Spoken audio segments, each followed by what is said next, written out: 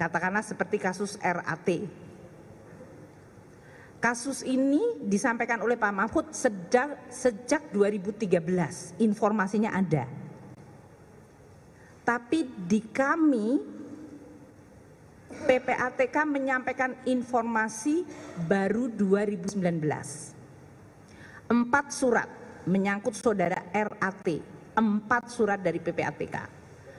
4-empatnya menyangkut transaksi yang nilainya antara 50 juta sampai 150 juta. Kecil banget dibandingkan sekarang yang terbuka kepada publik. Poin saya, Pak Mahfud sebagai Ketua Dewan Pengarah untuk tindak pidana pencucian uang mendapatkan informasi yang lebih lengkap dan lebih detail. Kami tidak mendapatkan seperti itu, tapi ini menjadi evaluasi kita bersama. Namun banyak informasi yang detail mengenai pencucian uang itu disampaikan PPATK langsung kepada Pak Mahfud dan ke instansi aparat penegak hukum.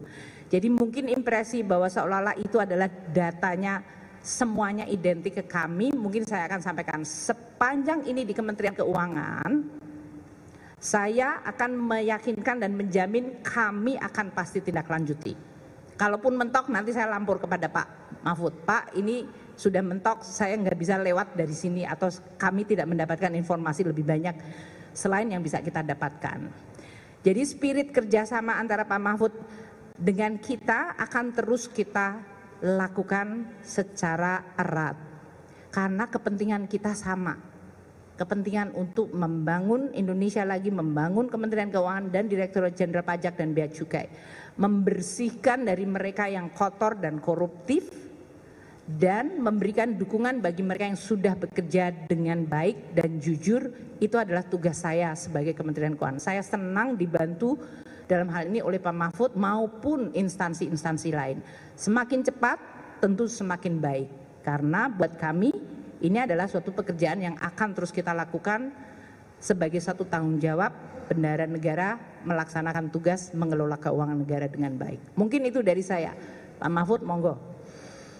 Baik, terima kasih Bu Sri Mulyani. Saya merasa gembira tidak kehilangan, Bu Sri Mulyani tidak kehilangan ketegasan dan bangunan logika dalam menerangkan sehingga kita semua menjadi paham, dan ini bagian dari kerjasama saya dan Ibu Sri Mulyani dalam beberapa kasus tertentu, terutama dalam rangka pemberantasan korupsi yang selama ini kami lakukan. Seperti BLBI kami berduet bagus gitu dan masih akan terus. Saudara, yang diserangkan oleh Bu Sri Mulyani itu ya memang itu adanya, itu benar. Tapi sebenarnya saya kan ketika ngomongkan 300 triliun itu bicara tentang pencucian uang, bukan korupsi. Coba dibuka lagi semua. Ada transaksi aneh yang melibatkan sekian ratus pegawai Kementerian Keuangan, ya, yang diduga sebagai pencucian uang, bukan korupsi. Karena korupsi itu mekanismenya sini sudah jalan. Apa pencucian uang itu? Saya beri contoh lah pencucian uang itu, yang gampang gitu, yang sekarang sedang diperiksa. Rafael Alun itu ketika terjadi peristiwa penganiayaan terhadap David oleh Mario, itu kan orang bertanya, ini kok orang gayanya bagus, mobilnya bagus, katanya hanya anak pejabat eselon 3 di Kementerian Keuangan. Lalu saya minta ke PPATK, Pak, ini pernah ada masalah enggak di PPATK gitu. Terus ditunjukkan surat tahun 2013 kepada KPK, bukan kepada Menteri Keuangan. Ada suratnya. Sudah dilaporkan, Pak, bahwa ini agaknya kurang beres.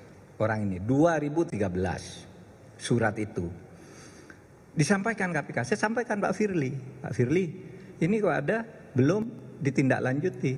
Pak Firly bilang, wah saya belum tahu bos gitu. Sesudah itu saya kirim suratnya, ini buktinya bahwa sudah masuk surat ke KPK, maka terus dipanggil kan. Karena surat saya itu dan teriakan publik 56 miliar kekayaan yang tidak wajar. Tahu enggak, sesudah diperiksa ulang semua transaksinya itu ada 500 miliar yang terkait dengan dia. Itu yang dilaporkan 56, yang tidak terlaporkan tetapi diduga menurut intelijen keuangan. Ini ya, bukan bukti hukum ya. Ya, financial intelligence itu bukan bukti hukum, itu harus dibangun dulu konstruksi hukum. Tapi aneh, masa orang gajinya sekian ini lalu punya perusahaan-perusahaan yang mungkin tidak beroperasi tapi uangnya banyak. Ada hotel mungkin agak sederhana tapi pemasukannya banyak, nggak ada yang tidur juga di situ. Misalnya itu 500 miliar. Nah, itu tindak pidana pencucian uang. Dan sesudah dihitung, saya coba hitung lagi, cari lagi gitu. Kok masa seorang Rafael dapat 500? Muncullah angka yang 300 itu sebagai potensi. Ya. Nanti hitung-hitungannya tentu akan dipresentasikan kepada aparat penegak hukum dan mengundang Ibu Sri Mulyani. Akan. Karena begini, kemarin tuh kami ngambil sampel 7 dari sekian ratus yang disampaikan itu, sampel 7 yang agak menonjol lah namanya, itu aja sudah 60 triliun. Hitungan intelijennya, maaf. Papua itu kan sudah lama saya bilang, itu banyak korupsinya tapi temuannya baru intelijen. Nggak berani ditindak. Terus ayo kita ketemu juga akhirnya bisa diambil yang Papua itu. Itu kan banyak pencucian uangnya juga gitu. Nah, yang saya katakan itu ingin menegakkan undang-undang tindak pidana pencucian uang. Yang itu bukan hanya di sini yang ada, menurut saya di berbagai institusi itu hampir setiap proyek itu ada pencucian uangnya. Saya mungkin dapat uang jasa taruhlah gratifikasi mungkin kecil-kecilan sehingga bisa dianggap wajar, itu tidak perlu ini gitu. Tetapi yang disetor ke keluarganya, ke perusahaannya, ke anaknya, itu menurut ilmu intelijen keuangan itu harus diperiksa dan itu ada undang-undangnya. Nah, selama ini tidak ada yang memeriksa itu. Selalu kalau kita rapat KNKT itu masalahnya, Pak, tunjukkan dulu korupsi asalnya, pidana asalnya yaitu korupsi baru ke situ. Tapi sesudah ketemu korupsinya, tindak pidananya tidak dilanjutkan tuh, gitu. Dan sekali lagi ini urusan APH nih, aparat penegak hukum, pengadilan, polisi, jaksa, KPK. Itu nanti ke sana arahnya. Dan saya ingatkan dari sini bahwa di kementerian lain kita juga punya data yang banyak tentang ini. Jangan merasa Anda sudah wajar gitu, tapi ini ada semua uang-uang yang dengan orang-orang dekat Anda, dengan perusahaan Anda dan seterusnya itu ya tidak diketahui kalau mau dilacak. Saudara masih ingat seorang koruptor besar itu hukum, lalu pengadilan menyebut masih ada 62 kasus yang disampaikan oleh KPK, yang itu bendahara sebuah partai itu. Itu kan tidak bisa pencucian uang. Sampai sekarang tidak ada lanjutannya. Nah, itu yang akan kita gebrak. Karena untuk apa kita buat undang-undang pencucian uang? Kalau yang begitu tidak selesai, orang dihukum 6 tahun karena katanya menerima suap 10 miliar, ini uangnya yang masih ratusan miliar nih. Kok dibiarin? Lalu timbul kecurigaan, jangan-jangan ini dibagi-bagi. Kan begitu kalau ilmunya hakim gitu ya. Kalau begitu mulai dari kecurigaan nih. Kenapa ini kok dibiarin? Padahal sudah muncul di pengadilan, sudah muncul di pertimbangan hakim, masih dibiarin sampai sekarang. Nah, saudara, saya sedang berbicara itu kalau soal yang 300 triliun itu. Jadi itu pencucian uang, itu bukan kewajiban seorang menteri untuk menegak, karena itu bagian APH. Tapi ada di kementerian yang begini, tentu bisa diantisipasi dari sini. Itu terus sekarang Anda mau mengatakan apa? Kalau Rafael itu katanya 56 itu pun tidak wajar, tapi tiba-tiba 500 hitungannya dari intelijen. Sesudah itu ketemu lagi di loker 37. Belum lagi lokernya ada yang sudah dibuka lebih dulu sebelum itu. Coba Itu kan pencucian uang. Kalau di dalam ilmu hukum pencucian uang gitu. Nah, oleh sebab itu sama saya dengan Bu Sri Mulyani, kita akan tegakkan ini. Sudah tadi berkomitmen, mari kita cari jalan ke depan. Yang ini nih kita tegakkan, yang sudah jalan pembenahan di Kementerian Keuangan tadi sudah benar, itu sudah dilakukan semua. Saya sudah baca datanya satu persatu, jumlah per jumlah orang yang ditindak begini segini, ditindak begini segini, ditindak begini segini, gitu. Bedanya hanya sedikit lah. Bedanya Bu Sri Mulyani mengatakan sudah direspon semua. Kalau di PPATK mungkin ngukur direspon itu ini belum final, baru pernah direspon tapi tidak jelas hasil akhirnya apa gitu. Mungkin nanti kita akan klarifikasi lagi, akan buat klasifikasi bagaimana cara menganggap sebuah respon itu selesai atau cukup diberitahu sudah mulai diperiksa dan seterusnya, atau ini tidak usah dilaporkan lagi karena udah dipecat, karena udah meninggal, karena udah pensiun, karena udah dipenjara. Mungkin saja yang seperti itu yang tidak ketemu. Tapi kalau semangatnya sama, tidak ada yang salah dari keterangan Bu Sri Mulyani dan tidak ada yang salah juga dari saya. Kita bicara satu ASN dan tugas mencegah korupsi di lingkungan kementerian. Saya bicara undang-undang tindak pidana pencucian uang yang itu kita buat dengan sadar karena korupsi itu hanya bisa mampu menyelesaikan sedikit. Sedangkan pencucian uang ini kejahatan luar biasa yang jumlahnya lebih banyak dari korupsi, dan ini dibiarkan. Terbiarkan, bukan dibiarkan. Maka mari kita mulai sekarang, tidak ada masalah untuk itu. Nah, saya kira kalau keterangan dari saya cukup sekian dan tidak ada yang perlu dihentikan dari langkah ini karena beda jalur. Yang Bu Sri Mulyani sudah terus melangkah dan sudah bagus, yang saya juga terus melangkah. Dan saya ingatkan kepada KL dari sekarang, di kementeriannya itu yang seperti ini nih banyak. Orang beli proyek, orang ini seakan-akan tidak ada apa-apa, tapi dia bikin perusahaan cangkang di situ.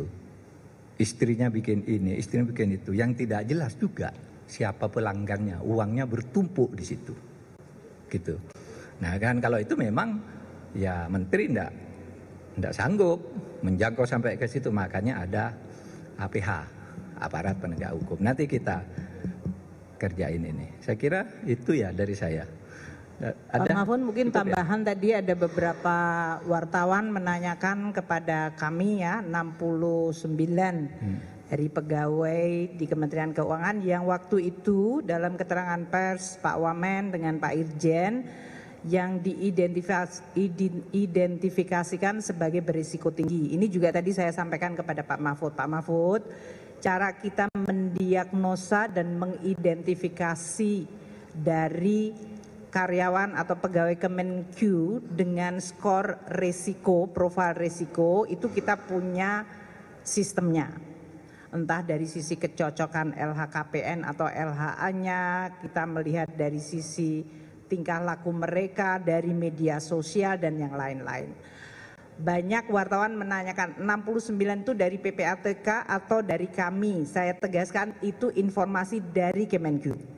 Irjen mengidentifikasikan sebetulnya 27 plus 2 untuk yang risiko tinggi, jadi 29 orang, plus 60 plus 8, 68 eselon pegawai yang risikonya menengah. Jadi jumlahnya lebih banyak sebetulnya.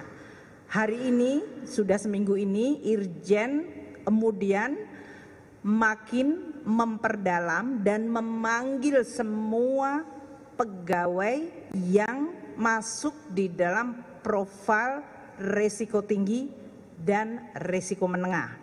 Risiko rendah bukannya kita tidak perhatikan, tapi sekarang ini resource-nya sedang fokus kejar-kejaran dengan waktu tentunya. Karena masyarakat ingin tahu langkah proaktif dari Kementerian Keuangan. Tadi seperti saya sampaikan, informasi yang kita peroleh adalah dari PPATK, dari kita sendiri, Irjen melakukan investigasi, maupun dari LHK yang dianggap di atas atau tidak anomali ya, di atas dari kepatutan dari si pegawai tersebut. Kemudian juga sumber-sumber yang berasal dari lain, termasuk dalam hal ini dari media sosial. Jadi kalau ada media sosial sekarang keluar dan kami juga sama, itu berarti ya sama-sama kita mengawal. Saya nggak ada masalah juga. Semakin cepat diidentifikasi dan terbukti akan semakin mudah buat kita melakukan tadi tindakan hukuman disiplin. Jadi sampai dengan minggu